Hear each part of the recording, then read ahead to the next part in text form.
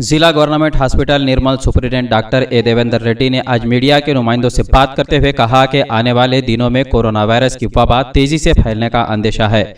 अगर इससे बचने के लिए एहतियाती तदाबीर इख्तियार न करेंगे तो वबा तेजी से फैल जाएगी। कोरोना की वबा को फैलने से रोकने के लिए अवाम समाजी फासला इख्तियार करें, हर फर्द अपने घर में ही महफूज रहें।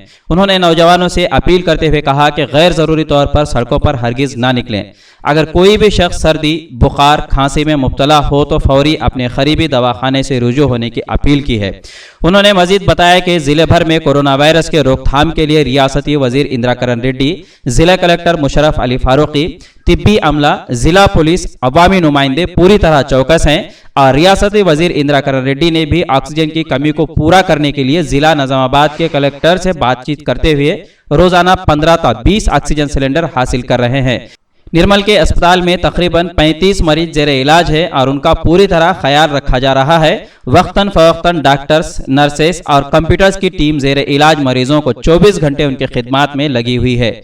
डॉक्टर देवेंद्र ने कहा कि अवाम को इस बात का खौफ है कि सरकारी दवाखाने में सही तौर पर इलाज नहीं किया जा रहा है, लेकिन ऐसा बिल्कुल भी नहीं है। दवाखाने में जेरे इलाज मरीजों का पूरी तरह इलाज किया जा रहा है। अवाम से अपील है कि अफवाहों पर ध्यान न दें और गैर जरूरी खानगी हॉस्पिटल्स का रुख करते हुए अपना पैसा बर्बाद ना करें। सरकारी दवाखाने में तमाम तर सहूलतें मौजूद हैं। उन्होंने निर्मल जिले की अवाम से अपील की है कि वह अपना इलाज सरकारी दवाखाने में ही करवाएं और तिब्बी माहिरीन की खिदमत से इस्तेफादा हासिल करें। इस मौके पर डॉक्टर अबू अहमद आमिर, चारी व दीगर मौजूद थे।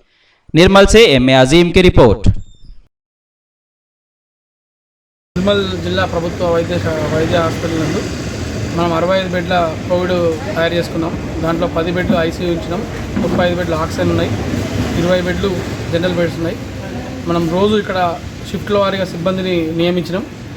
డాక్టర్స్ కానీ 3 షిఫ్ట్లో ఉంటారు, సిస్టర్లు, శానిటరీ సిబ్బంది అందరూ కూడా 3 షిఫ్ట్లో పనిచేస్తున్నారు. ఇప్పుడు దగ్గర మన దగ్గర 35 మంది పేషెంట్లు అడ్మిట్ అయి ఉన్నారు.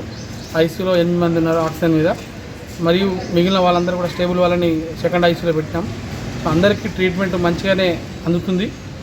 చాలామంది ప్రజలకు అపోహ ఉంది గవర్నమెంట్ హాస్పిటల్ పోతే ట్రీట్మెంట్ మంచిగా ఉండదని. దీన్ని నమ్మకండి, మీ డబ్బుల్ని చాలా వృధా చేసుకోకండి.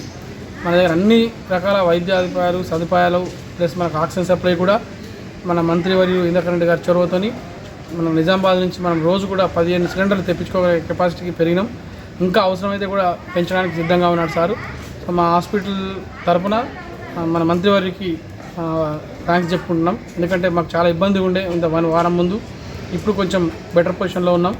కాబట్టి చాలా నిర్మల్ జిల్లా ప్రజలందరూ కూడా దీన్ని వినియోగించుకొని మీ డబ్బుల్ని వృధా చేసుకోకండి. మరియు అందరూ తమ విధిగా మాస్కులు ధరించండి, శానిటైజర్స్ వాడండి, దూరాన్ని పాటించుకోండి. మీ రక్షణని మీరు కాపాడుకొని మిగిలిన వారు ఎవరైనా అనుకోకుండా ఇబ్బంది పడితే మా హాస్పిటల్కి రండి, మేము ట్రీట్మెంట్ ఇవ్వడానికి సిద్ధంగా ఉన్నాం. इंडिया समय पर मज़ीद दिलचस्प प्रोग्राम्स देखने के लिए आप लॉग इन कीजिए हमारे वेबसाइट www.indiasamay.com। लाइक कीजिए हमारा फेसबुक पेज @indiasamay17 और सब्सक्राइब कीजिए हमारे यूट्यूब चैनल इंडिया समय को।